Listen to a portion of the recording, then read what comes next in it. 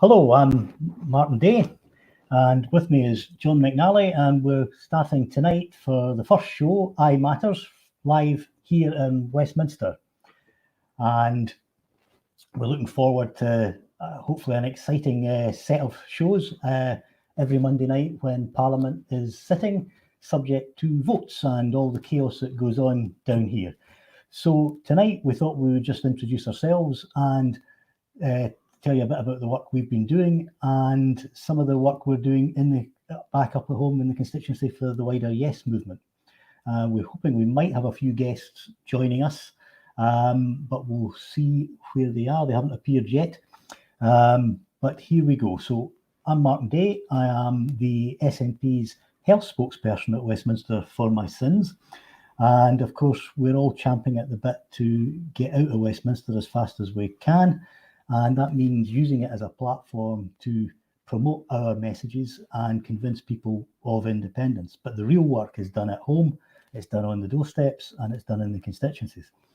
So for us, this slot on a Monday night is a bit of dead time when we're stuck down here, but we'd like to be communicating with folk back home. So hopefully we can have a good, productive collaboration, and we're very grateful to the guys at Independence Live for working with us on this, and I hope we add a bit of value to the platform and the wider movement. John, do you want to say anything?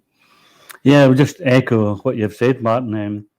Welcome everybody that's watching tonight, and this is our first attempt to go live through the good services of Kevin and Martin's diligence in setting this thing up. So I agree with Martin, we need to get back into our constituents, need to work more with our constituents, and this is one way of doing it from Westminster. So hopefully over the next few weeks we're successful.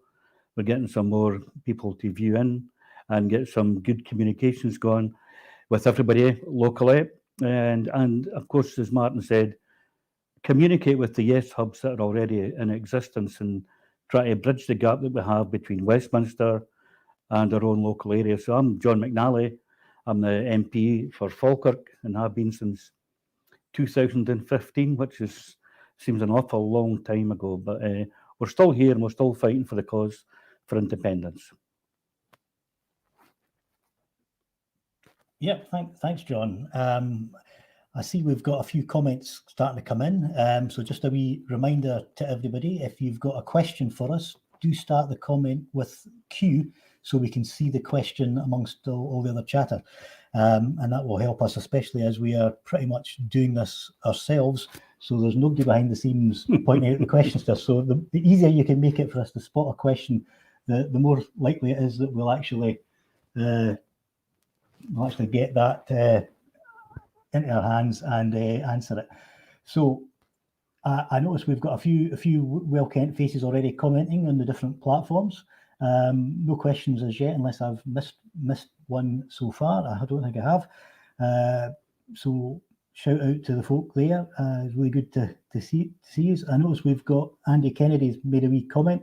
Andy might even join us as a guest tonight. We thought you might be coming in, so do log in with that code we sent, and we can have a wee chat about some of the work we're doing up the road. But just to start that process off, I'm going to ask John about some of the work he's done getting a Yes Hub set up in the Falkirk area. I've helped out a wee bit, but John has done the lion's share of this, and I think deserves a bit of credit, and also the wider movement needs to be pulling together and making use of these kind of assets. So John, would you tell us a bit about it? Yeah, will do, Martin. Thanks very much. And the idea about getting the Yes Hub set up in Calendar Square, Falkirk, was maybe a couple or 3 years ago. We started this up. We were trying to get it up, and then just when the pandemic was beginning to ease up. So it's been quite a success so far. We've managed to get the two Andys from the Calendar Studios, who I hope to bring in a minute. But the idea was to get the Yes Hub up and running. Martin and I have spent a lot of time putting the thing together. He's underplaying his contribution to this, actually. So we've managed to have various groups meeting in it, develop it as a community hub for all types of groups within the Falkirk area and the wider area at large. So we've managed to bring a couple of societies in. Some political parties meet there regularly, but fundamentally it was an idea to get people come in, broadcast, record things, do interviews, and get used to speaking to a camera. And it started and it's been quite good. We've managed to do some broadcasts, but with the great help of the Andy Kennedy from Calendar Studios, we managed to put the thing together bit by bit. So I wonder if I could bring Andy Kennedy in now, Martin. Andy's still log on as a guest. He's watching, obviously live, but he needs to log on through StreamYard with the guest code we sent him to get him on the show. Well, I can talk a wee bit more about what Andy, or the two Andys, have actually done. So they've provided the camera work, they've provided the audio work. We've had to stop and start sometimes, but developing our own skills as broadcasters, as recorders, and gradually putting the equipment together. And as we go along, we've found that we've all improved a bit by bit. It would be great to have somebody come in as a professional producer to do these things, but as most people would know, working along yourself and bringing other people in, especially when we're lucky enough to find people that are actually willing to work alongside you. We've been very lucky in developing that, and we've been successful, I would say, with some of the things that you've actually managed to film in Calendar Square. So we've managed to bring in a group of the Waspy ladies. We filmed them. We had some interviews with them. So we're trying to develop our own skills from these things and fundamentally create some body heat, as Martin's always fond of saying, by getting people back involved in the whole of the Yes movement. And I'd just like to say hello to Scottish Bell, who are Claire Louise Farrell and others who have come in tonight. I'm really keen to meet up with them as soon as we can and start getting the movement back to where it should be. Yeah, I think it's maybe worth adding, just so that everybody knows, John and I are obviously very much Scottish National Party members and elected politicians, but the Yes Hub is all party, and we've had a good bit of cross-party work going on there. And I think that's worth emphasising, that we will work with absolutely anyone that's committed to delivering Scottish independence, because it's a team effort. And the more of us and the more divergent views that we have, all arguing for independence from different angles, the better chance we've got of getting there and getting over the line. So we should embrace our differences. Andy just sent a message saying he doesn't have the correct invite. So let's see how we can get that to him. While I'm working that out, I'm just going to pop up on screen a few of the questions that we've spotted coming in. Do you want to take the first one, John, while I'm looking for the sending a guest in? Is that the question one on a scale of 1 to 10? Yeah. How guilty is Boris? Well, he's probably off the scale, if you have to answer that. I mean, I don't think anybody with any sort of common sense at all would say that the man can tell the truth from one day to the next. So, it's a great question, by the way, Keith. I think everybody, including the rest of the wider world, realise the man's just a joker. How much he actually nurtures this buffoonery, I don't know. But there's one thing for certain. He is guilty, but he's a greedy man, and he doesn't embarrass easily at all, as you've seen. He doesn't do the I am guilty look. He would lie through his teeth. So yeah, he's guilty, and it would be great to see him in the modern form of the stocks, where you could actually, if you can't throw tomatoes at him, then the next best thing would be, I don't know. Careful now. Very careful what I say. The man, he was entertaining when he first started, but he's been known that he just lied through his teeth time again. In fact, I think maybe 2 or 3 weeks ago, Stephen Flynn, our leader at Westminster, our new leader at Westminster, more or less said that in one of the interviews it was given on one of the broadcasting channels. So yeah, I don't think it's anybody's got any doubt at all that the man is just a liar. The one thing I was always told as a youngster was, with my own dad, he always used to say that if you just keep telling the truth, you don't have to have a good memory. So I think those are two strangers to Boris. Yeah, thanks for that. Now, the good news is we've got Andy and Andy. We've got both Andys joined us live from the Yes Hub. So what we're going to do is just put them up on screen beside us. Hey guys. Oh, cool. Hello, Lofty. Good to see you. And you just want to give us a quick introduction to yourselves and then tell us how you think things are going at the Yes Hub. So I'm Andy Kennedy. I've got Calendar Studio, and I also kind of managed the Yes Hub just to keep it manned and keep it available for people. This is Andy. All right, I'm Andrew Dunn. I help Andy out here at the Calendar Studios and here at the Yes Hub. My background's mostly in video and photo work. So I did that at Cumberland College 2017 up until 2020 when I graduated. So coming here, obviously before coming here, I wasn't very much a political person, but even if you're not a political person, say the opportunities that I've managed to get from working in this field, it's actually very, very beneficial. You meet a lot of people and from hear different points of view, and it's quite a healthy thing for, of to be honest, dealing with other, because I think a lot of people now, especially with the pandemic, it's a lot of isolation, a lot of people feel in the chamber, a lot of people just stayed away from the world. And I think coming out, just getting involved in, something that's, a common goal. I think it's something that's kind of needed. So. Yeah, no, thanks for that, guys. I think you're doing an absolutely sterling job, and we were very grateful for the work that you did with the live stream that we had in Falkirk last year. I think that helped reach a lot of people and started to get the band back together. And by gosh, we've got a lot of work to do to get over the line. So every bit of effort we can put in now is going to make a difference. There's an old nationalist joke that nobody tells you when you get involved in the independence movement that the first 20 years are the worst. And it certainly feels that way to all of us that have been chipping away at it for decades. But we are closer now than we've ever been before, and it is going to be achieved. We've had a few other questions, so we'll just try and batter through a few of these. Feel free to chip in if you have a view, because I think the more views we have, the better. I'll just put one up here. Let me just see how I do it. Share it on screen. I thought I could share it on screen.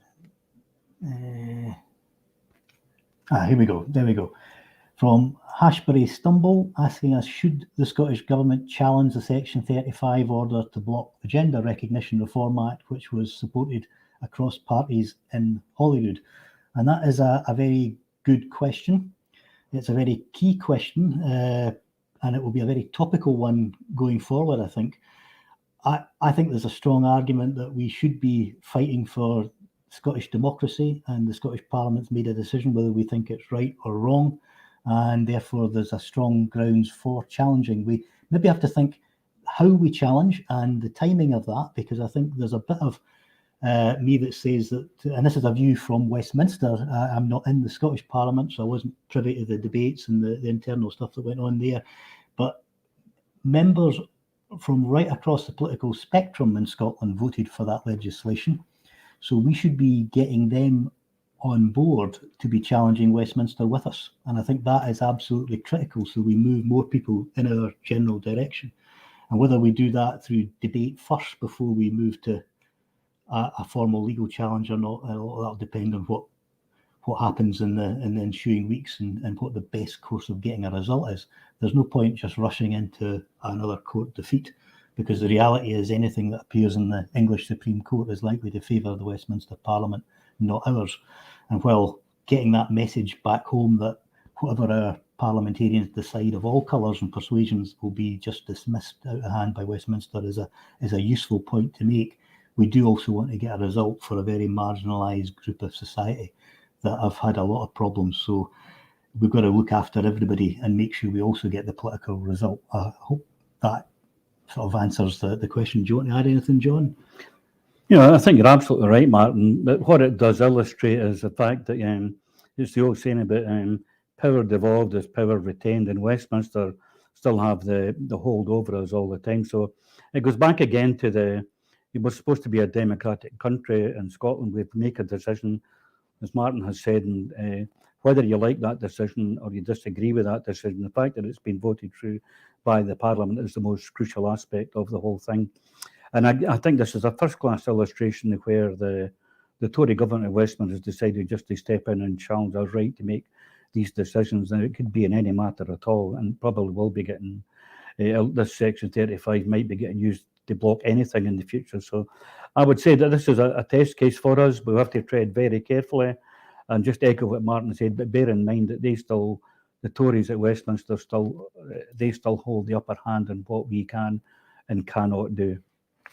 Yeah, and I mean, the Section 35 was a flagrant disregard for Scottish democracy, but it's not the only one that they have in their arsenal. And I think it's very important that we remind people of something that most women in the street will not be aware of, and that's the UK Internal Markets Act, which allows them at a stroke of a pen to bring in the same legislation as they've done here. Well, it could be any part of legislation, but you kind of know that if there's a divergence of view from Scotland or Wales to what's wanted by the English parliamentarians, that they'll decide in their favour that we have to toe their line, not that they will toe our line. So that's a very worrying area that I think we'll see a lot more use of, far more than we will see from Section 35s, because that is the kind of nuclear constitutional option. So there's a lot there that we need to look at. We've had a few other questions, and I'll take them slightly out of order that they've came in, but because some of them run into a theme with each other. So we've also had, and I'll just work out how do we put this on this? Yeah, here we go. Jack Gibson has asked us, does the written Scottish Constitution float the panel's boat? And I think one thing we've learned from being at Westminster is the absence of a proper written constitution that gives legal protections and a clear route to things is a big concern. So Scotland as an independent nation must have a written constitution, in my opinion. I think that is so eminently sensible. There's precious few countries in the world that wouldn't have a written constitution. One of the great things about a written constitution, and some of you may know, I take a great interest in Indian political history, partly through my family connections, but there's a great film about Ambedkar, who was the man who wrote the Indian constitution, and you can use a written constitution to affect social change. And I think once you realise that, you realise just how vital it is that we have a written constitution. John, do you want to say anything on? Not particularly, but I agree with everything you've said, Martin. You need to get things written down so that people know where they are, and that's if everybody's agreed on that, then that's where we should be. But the actual question has taken me on a totally different plane here, because I'm looking at the float the panel's boat, and I'm thinking of the things that we've had to look at here and fight. In fact, a week tonight we were out looking at the Stop the Boats, fight the immigration bill, and I think Gary Lineker Spinnaker about blowing Sunak or sinking Sunak's boat, probably going a long way to take that boat that he's sailing in another direction. Again, it's an illustration of not having any proper written constitution. I think probably what happens, certainly in the Westminster government, is nobody has agreed anything in the long term. It just it floats from one short-term measure to another short-term measure, and they flout all constitutions. They're even challenging the European courts are taking that to the wire. So I think to go back to what the actual question is, we should have our own written constitution. I think we have a community feeling in Scotland that we all try to get the best for ourselves and for each other. And I think the Westminster government, nobody would disagree with us at the moment, that they're all out to line their own pockets, whether it's through corruption and contracts that are awarded, the way in which they award themselves contracts to their cronies, their cronyism. And without going into any great depth, I think that's why we need to have a proper separate constitution that we run for ourselves, and we should stick by that. I hope that answers your question a bit more.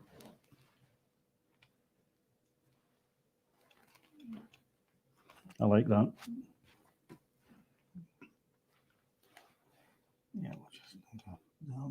Yeah, here we go. Well, we're getting our hand around the buttons anyway.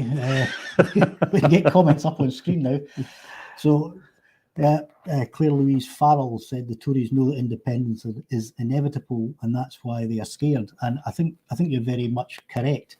That is the reason that they have frustrated democratic right to hold a referendum, is because they know that in the heat of a campaign, with the momentum on our side, we can win that. And they are terrified of that result. And they're not terrified because they're bothered in the slightest bit about what Scottish opinion is. They're bothered about losing a cash cow that they've milked for decades, centuries, in fact. And that is just the stark reality of where we are. The whole reason d'etre has been to try and stall us for as long as possible and hope that we fall out amongst ourselves. And to an extent, they've been partially successful at that, but we have to rise above it and make sure that we do pull the wider movement back together and get an independence result. Because united, we are absolutely unstoppable. And actually, I've said this on so many occasions that having a range of views backing independence is a strength, not a weakness. So we should actually embrace different strands of argument, because different things will appeal to different members of the public. Can I come in on that, Matt? Yeah. First of all, I've got to say that this is actually very good, because it's actually making the two Andys sitting in Falkirk look fairly intelligent. So when people tell you that the camera lies, go back to the other question, it's very good. And even looking at the background, I don't know if you can come in after this, Andy, about the background and talk a bit more after I've answered this question from Claire, but I'd like to talk a wee bit more about, what's in the background for people to understand. But Claire, I'm particularly interested in your question when you say that, the independence is inevitable. I think that's why it reveals a lot about why the Tories are making decisions and why we're not getting awarded things that we should be. For example, we have ScotWind, we have ScotRail, we should have our own ScotGrid, where the energy that we generate should be retained in Scotland, and we should be able to sell that back to other parts of the UK, or indeed into the European integrated circuit. But it's interesting, one of the things, for your information, Claire, down here, Martin and I will meet various groups from lobbyist groups, from all types of things. But recently I just met with a group who were interested in renewable energy, and they were terrified of the way the UK government was going. But the biggest thing I said to them, well, if we go independent, we'll be keeping that energy, producing it for ourselves, for our businesses, to give cheaper energy to our homes, our local businesses. Martin said, even our own internal market in Scotland, and help to reduce the pain that people are going through just now because of this madness of an energy system that we have got to live through, where energy is transported down to the national grid and then sold back to us at a higher rate than we send it. I mean, that's utter lunacy. So I think that's one of the illustrations of why we need to take control of our energy in this huge energy mix, not just for the here and now, because we could do that practically overnight. But when you start to look at the future generations and the skills to transform youngsters coming through into the energy skills, I just read today, for example, there's a 200,000 shortage of 200,000 people in the solar energy and renewable energy sector, and that's something that we should be addressing. If we had the power to produce that energy and put it back to use in our own country, you would see a big difference. And I think that's one of the illustrations why the contracts for the carbon capture and storage weren't awarded to Peterhead. I think that's probably one of the safest things you could say. They didn't want to give it into Peterhead because they know that we're going to be independent. And I think that's a clear illustration why they would move it somewhere else and not to us. So Andy, if I can just be the Andy, could you talk a wee bit about even just some of the work that you've been doing with the local community, the local schools, the sensory centre, and if you could talk about the chap that provided the drawings behind you, that would be really good to hear. Yeah, the drawings behind me were done by the late Andrew Hillhouse, who's from Preston Pan. He was from Preston Pans. It was set up just as an exhibition to showcase his work, and his widow has kindly allowed us to keep these images. There's some really phenomenal imagery here that it's just breathtaking. Some of the work that you've got there, auto campus 20 trackers. I see that, Uh, yes, this is the new technology that we've got.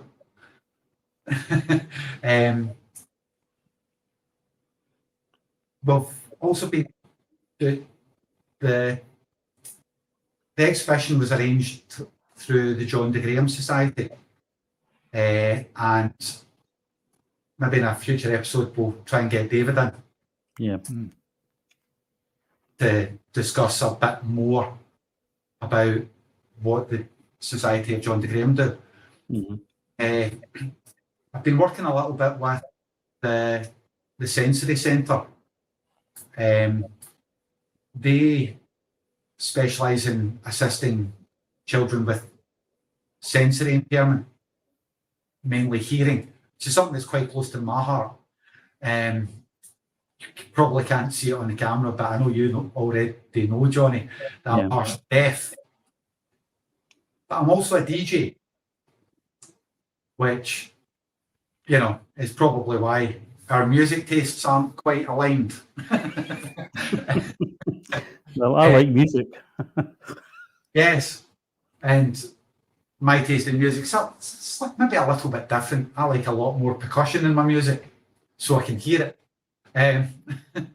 Good point. But it's helping I like to help the children set up all the disco equipment and let them play with the decks to help them understand that having a sensory impairment is not a barrier to enjoying music. There's, I always use Dame Evelyn Glennie as an example and show them videos of her at the start of the Olympics. It's just a pity they weren't in Glasgow, but yeah, we got the Commonwealth Games, that'll do. But you know, these things are no barrier, and that's something that I'm quite keen on, is having things like that on a local level, things inside Scotland rather than having to go to associations that are based, Manchester, London. It takes the local needs out of the equation. And again, that's why we need this independence. We need, who understands Scotland better than Scots? And we need to we really need this. And we really need to get some real momentum going to get a new referendum. Yeah, no, absolutely. We're getting a few more questions, but just going back to some of the earlier ones that came in that we've not tackled yet, there's a sort of theme, and no surprises that we've got a theme just now which centres around what's happening in the SNP and the SNP leadership. So we'll just go through a few of the questions that have came in and take them as a job lot, I think, is maybe the easiest way. So just starting off with Tina Chalmers has asked what is going on within the SNP just now. Evelyn Hume has asked us, do you think the attack by Kate Forbes on SNP record on transport, etc., has done damage to the Scottish Government, since even Rishi Sunak quoted her PMQs? And with Stephen Scott, who said, I voted for Kate, am I wrong? So there's a wee range of questions there. I think taking the last one first, which is maybe the easiest one, I think every member should vote, and they should vote for who they think will do the best job. And if you vote for the right reasons, we will get a positive outcome to this election, irrespective of who wins. One of the things I think we have to do is we've got to make sure that we have a significant return on the ballot to show the enthusiasm for the members that we have. It's disappointing that obviously our membership is down from where it was a few years ago, but we have to show that membership to be enthused, to be keen, and to be willing. And once we have a new leader in place, we need to all rally round whoever that is, which is why I've been a little reluctant to make any public pronouncements, although many who know me privately will know exactly what I'm thinking. But I don't want to browbeat or try and force people to vote one way or the other. And I think it's actually very counterproductive when we see that happening, because our membership is our strength, and when it comes to the vote, each of us as elected members have exactly the same vote as the person that stuffs the envelopes and the person that runs around the door with the leaflets, and nobody's view is more important than anyone else's. What is important is that we're focused on an outcome, and that outcome is to get our independence. So no, you're definitely not wrong, Stephen, to have voted the way you believed. And I think coming on to Evelyn's point about the attack by Kate Forbes, it's been 19 or 20 years since we last had a contested SNP leadership contest. I remember the two previous contested contests, and they were pretty vicious as well, but they were in the days before social media and wider communications. So perhaps in this day and age, we need to be a little bit more careful with how we phrase things and think of the wider audience. But one positive I take from it is that we are out of practice of holding these kind of divisive leadership contests. Every other political party has had very divisive leadership contests on a much more regular basis. So, we're not immune to that type of debate. We just have forgotten how to do it. And there'll be a lot of lessons, I think, learned going forward from this one. Do you want to add anything on? Yeah, very briefly, Martin. I believe that the three candidates have their strengths and their weaknesses, and they'll be evident to every person you'll associate with one of the candidates or another. But I believe that I have faith in the members of the party that will elect the right person, and I'm mindful of the fact that, just as Martin said, that everybody should exercise their vote and address the problems that we have. Don't be scared to have the difficult conversations with each other, because once you have the difficult conversation, it starts to clear things up. So I'm fearful that next Monday, is it, when the election the results announced, that I'm fearful that people still carry on some sort of vendetta against somebody else. So I just hope we go over that well, and as we're all here for the same purposes, you get behind the person that wins the vote and make sure that leads us to a clearer way forward on behind the yes movement in general towards independence. So I'm hopeful that they're a bright new generation coming through there, and that's a great thing to see.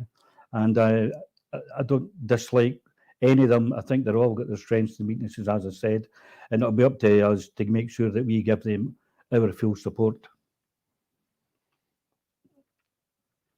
Yeah, just on the same theme, just follow up question from Tina again, saying, do you think we will be closer to independence 6 months from now? Well, I suppose what I would say is the old adage that a week is a long time in politics has proved very true over the last couple of weeks. I think we'll be in a very different place even a month from now.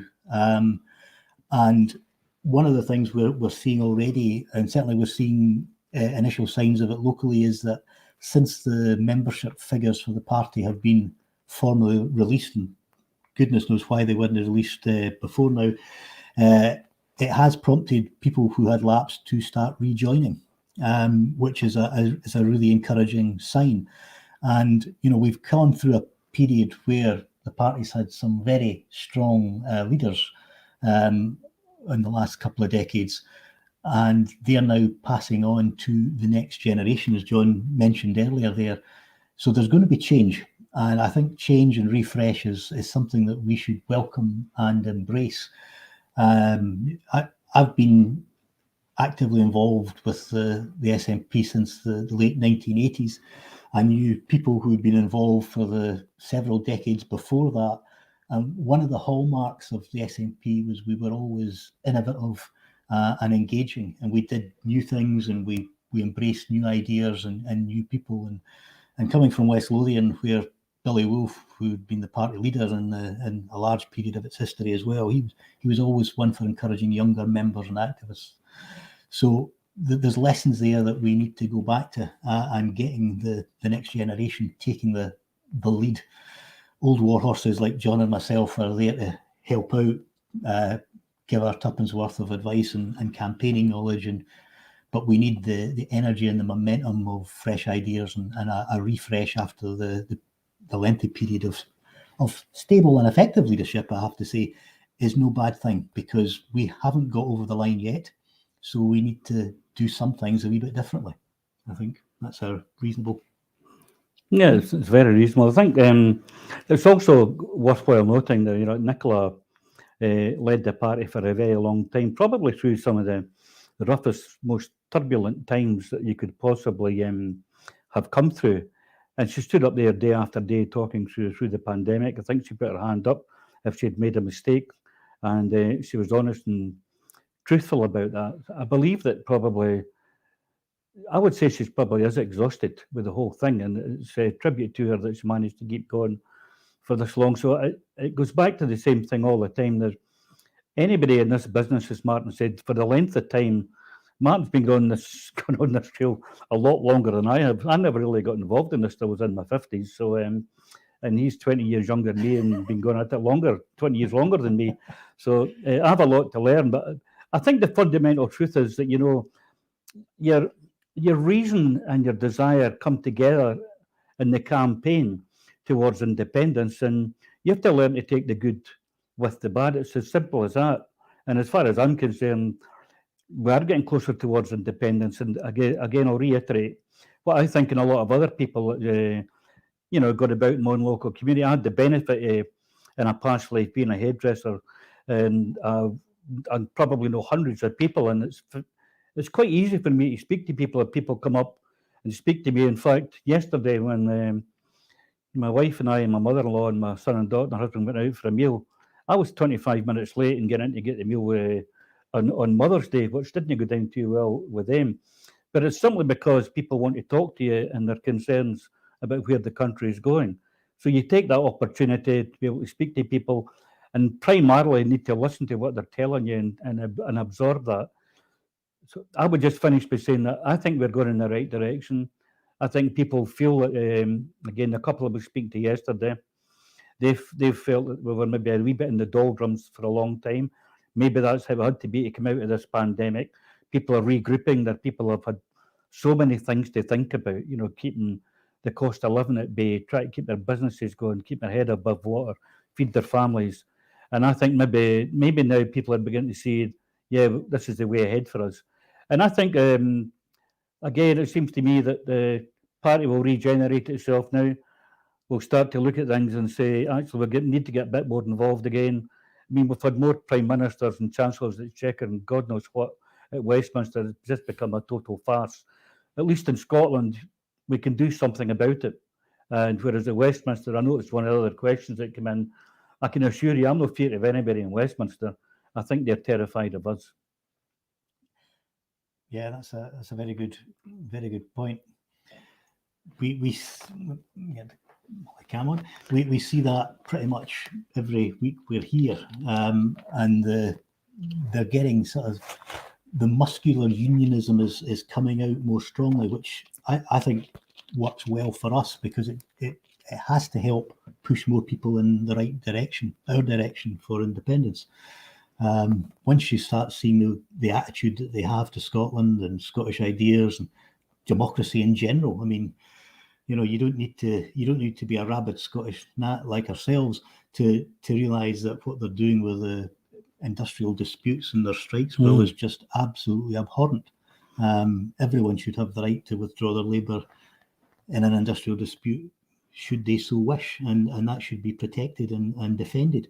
So they just do not like anyone that stands up to them, and I think that is the issue. It's their way or no way, and for us, the answer is we need to take our own highway and find our own way out of it.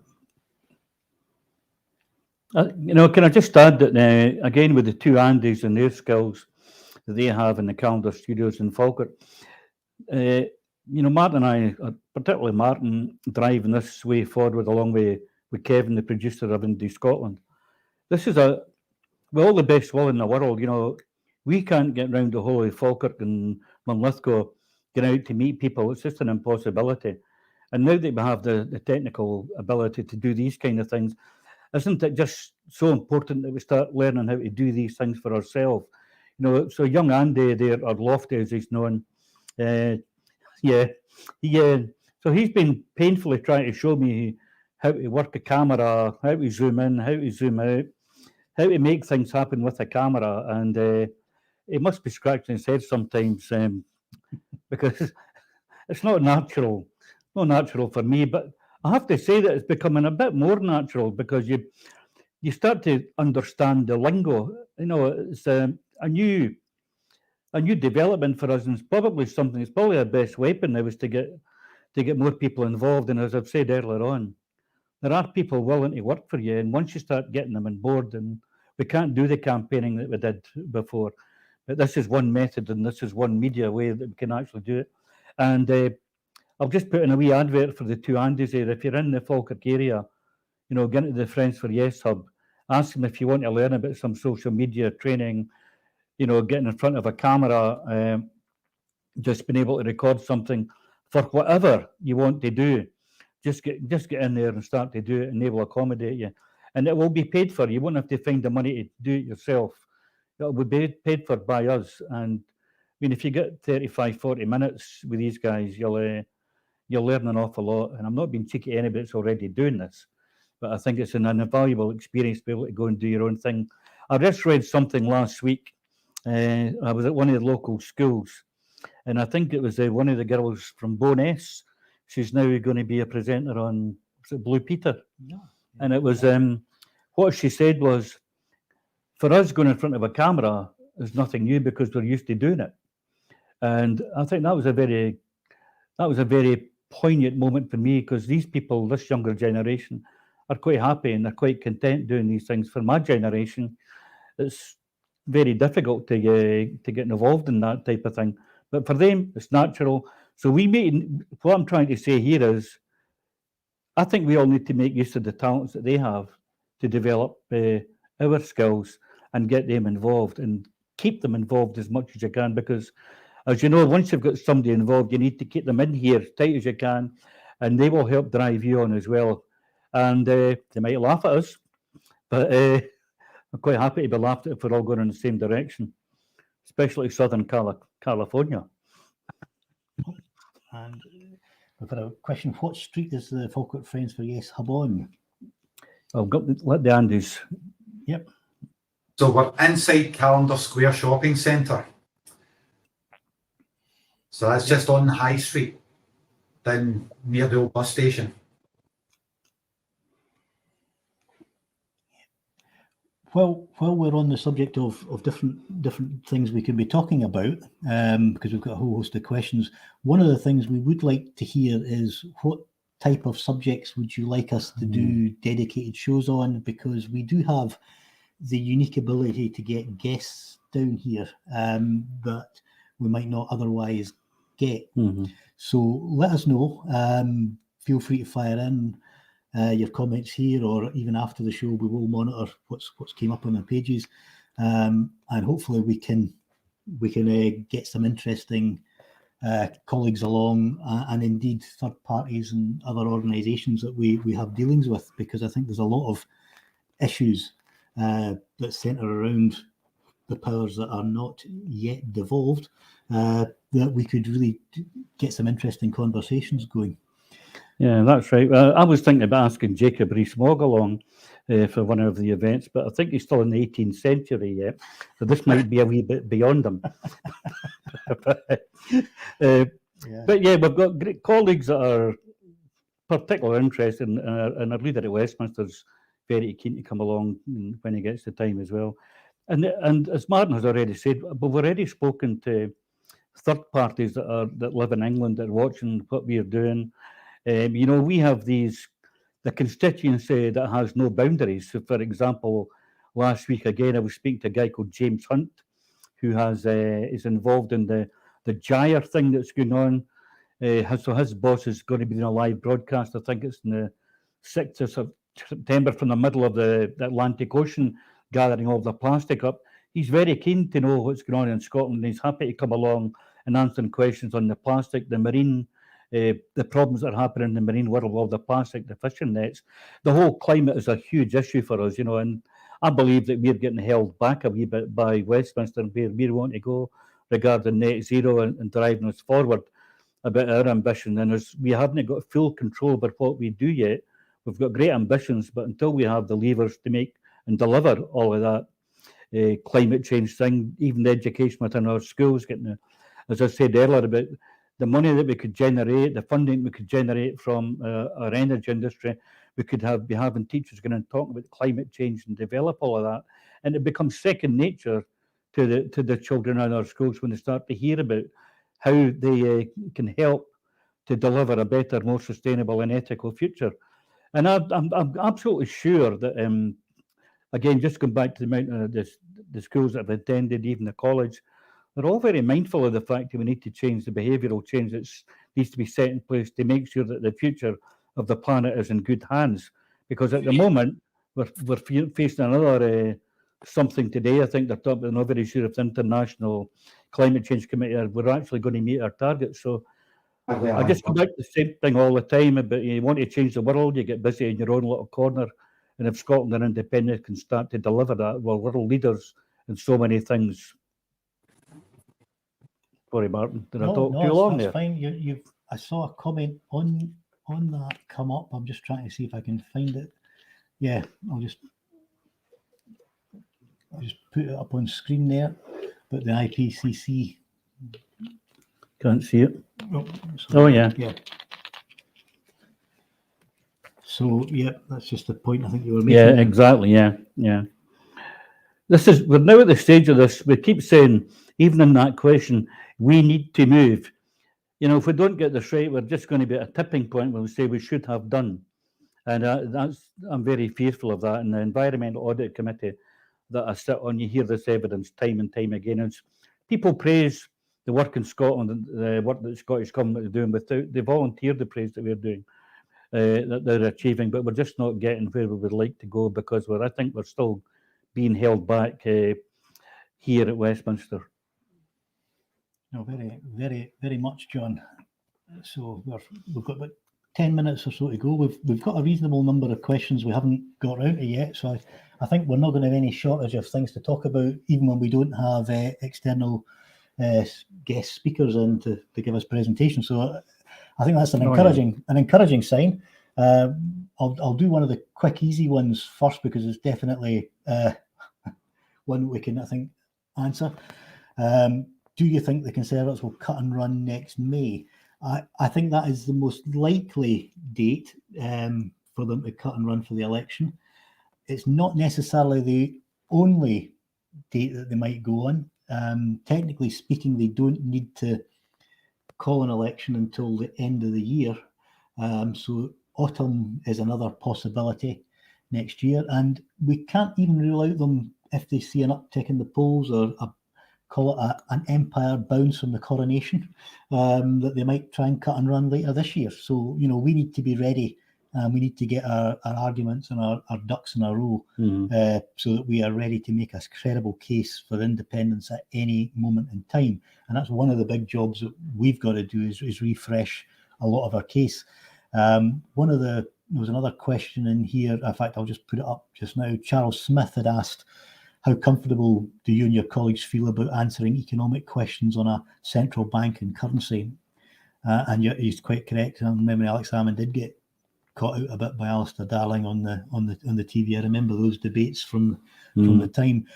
A lot of the economic case that we have is now dated. So we desperately need accurate, up-to-date facts and figures that we can arm the troops on the ground for persuading people with. So there's a lot of refresh work now. There's valid reasons for why it's maybe not been done. The pandemic slowed things down. It meant civil servants and that were moved into other areas. But we also need to be using the wider resources of the independence movement to be producing these kind of reports. I think a lot of the work that organisations now, new organisations like the bottom line that Scott have done, some of their websites well worth looking out for. A lot of the comparative analysis they've done, absolutely first class.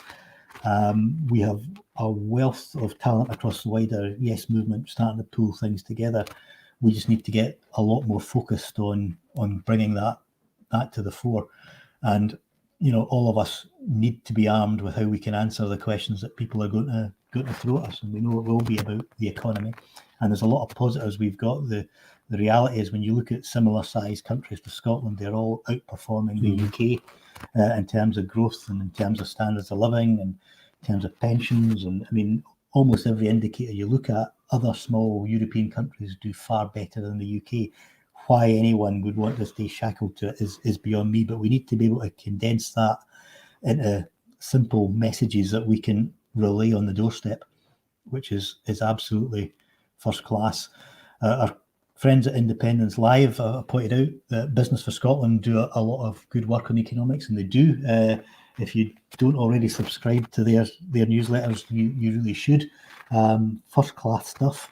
And always quite inspiring as well. So really, really good things.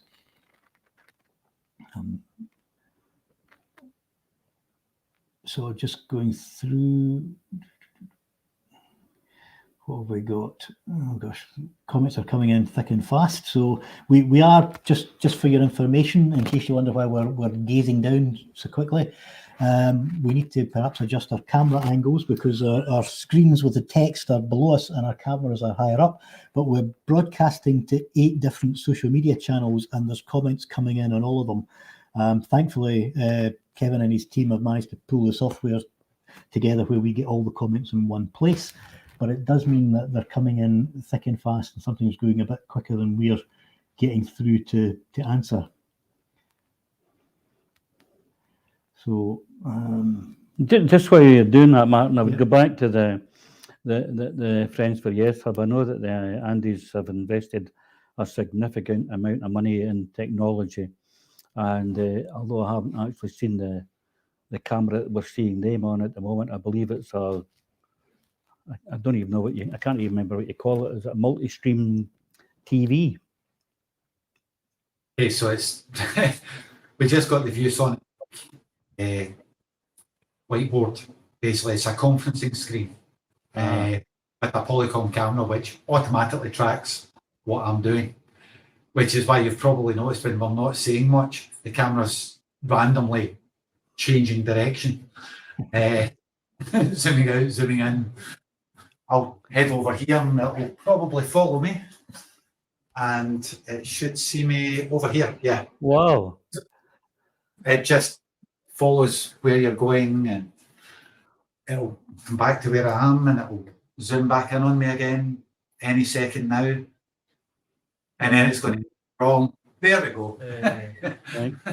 So yeah, so we've got how does that improve your, so for example, if you were hosting an event there, Andy, how would that help you host an event? So obviously it can be quite difficult for people to be somewhere physically. So like we're using the system just now to engage with your event today, and as you can see, it's doing its job.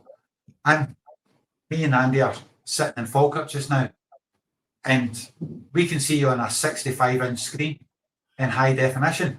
Pure you. I can actually read the books behind you. And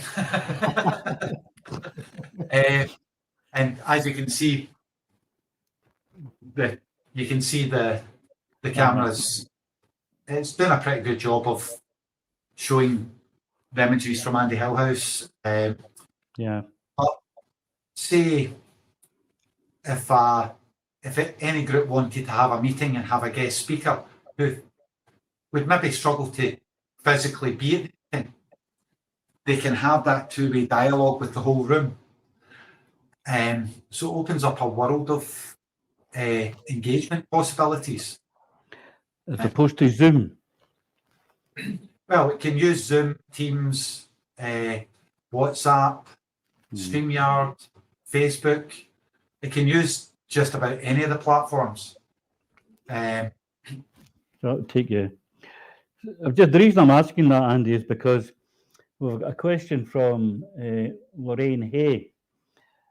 She's asking about how we're networking with Europe and the rest of the world, bringing awareness of Scottish independence movement. And I think to answer your question, Lorraine, I think Andy has just sort of answered that. We can do this, from our own areas and from our own homes, as well as, MPs and MSPs going out in other parts of the world. I think this is the constituency with no boundaries, because you can now reach parts of the world, maybe even people, speaking to people that want to invest in Scotland, come into Scotland, want to invest in Scotland, and this type of platform would allow you to speak to these people in a manner maybe it just wasn't possible before.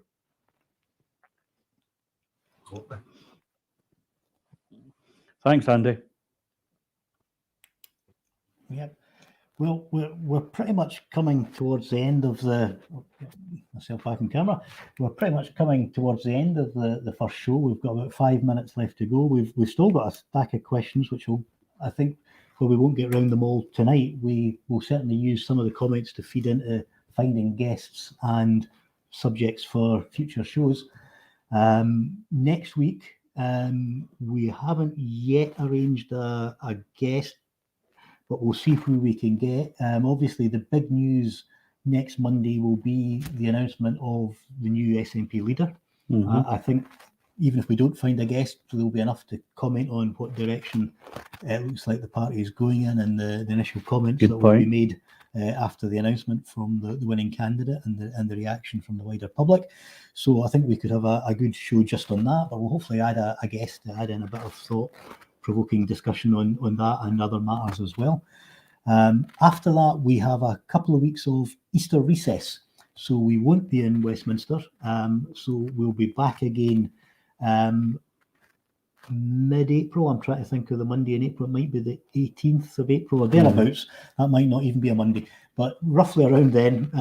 And we will have a number of other guests. We've been speaking to a few third-party organisations on different subjects that I think would be quite interesting. I don't want to give any of that away until we've got them pinned down and firmly committed, but I think we can do that, and we can possibly bring in some other political parties from Westminster as well, which we might be able to get some interesting speakers who may, in some cases, agree with us, and in other cases might act as an interesting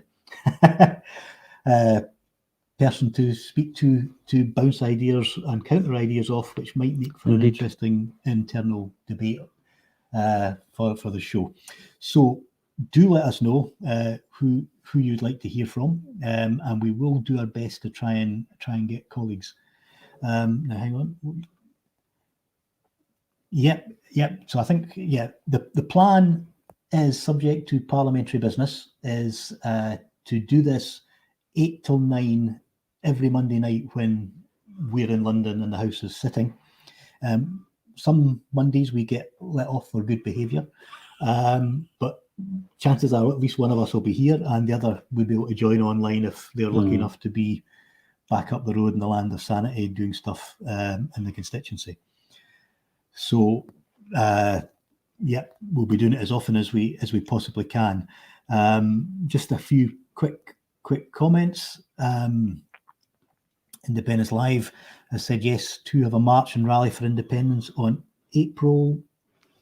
Is that the 1st or the 11th? April 1st. April Fool's Day. April Fool's Day. Well, fools if they stay in the union. So yeah, I think we can give that a good plug. I think the more events we have that bring the wider Yes movement together, the more important that is, especially going forward.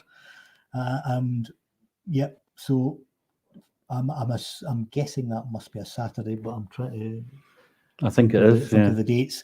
Yeah. So yeah, push on and upwards. We've had another the Scotonomics conference starting this Friday. Yep. And I'm pretty sure that can be watched on Independence Live. So tune in. We may tune in ourselves if we're around. And the more, the better. Good point. Yep. Any other comments? We're coming up to the hour. We've had a few suggestions. Yep. Yep, it's definitely a Saturday for the march and rally in Edinburgh. We noticed that there's a march and rally in Glasgow on the day of the coronation, so I think all of us will pull ourselves away from our TV sets that day. Yeah, I had to tender my apologies to the King as I was attending a gala day in the Falkirk area. Yeah, that's the kind of crowning we do want to see. So we've pretty much came to the end of the first show. Do leave comments as to what you thought, how we can improve. The more of these we do, the better and the slicker we'll get. Yeah. And as I say, our great thanks to Kevin Gibney and the guys at Independence Live for hosting tonight. That has been a real boost. We've spoken about this behind the scenes for a few years, and we've finally got our act together. We didn't realise when we managed to pencil in these dates and do our tests that we were going to be doing the live stream during the most tumultuous political period in Scottish nationalist political history in recent years. However, it certainly gives us plenty to talk about, so all the best for that. And a wee plug also for Kevin and his guys. They do this immense work for the independence cause, so if you can spare them a donation, do send something their way. Don't send anything our way, we don't need it, but the wider movement does, and anything we can contribute to help the wider movement, whether that be speakers or information, use us as a resource. That's something I tell my constituents on the doorstep. When we're out canvassing, I ask the 0 to 10 scale for where are you on independence, and if they say 10, they say anything about it, I give them positive lines, but if they say they're a 10, I remind them that if they need any information to let me know, and 9 out of 10 of them say they don't need any information, and I always point out to them, you're saying that, but you'll be having a wee online argument with friends or family or something, and you need a wee bit of information to answer the questions that they're coming at you. Feel free to drop us a line, and if we can give you the information, we will happily share it, because it's going to take every single one of us to get over the line. Mm-hmm. John, do you want to say any comments? No, I'll just say thanks for everybody. This is our first attempt. You have to start somewhere, and if we hadn't gone with this idea, we wouldn't even be able to address the questions that are just so relevant at the moment. As Martin said, we've got a new leader coming on. This is sort of the end of a beginning, I think, for us again, to take us forward and where we want to go. And again, the wider Yes movement needs to come together and support everybody involved in it. So I'll say thanks to my friends in Falkirk, the two Andys, and everybody else, as well as Kevin. Thanks very much for all the work that you do and the patience that you have as well, not just for me, but for the wider community and the people that you bring in from the schools. You never mentioned that tonight. You're probably too modest, but the amount of work they do with local schools is quite invaluable as well. So thanks very much, everybody. So it's good night from me. Yep, and good night for him. And if you're of a certain generation, you'll get the joke. But we'll leave you with a message on screen, Independence Live. That's the details of the crowdfunder. So it's independencelive.net/crowdfunder. So if you can spare them a few baubles, fire them that way. Thank you very much. Thank you. Good night. Good night. Hi, guys.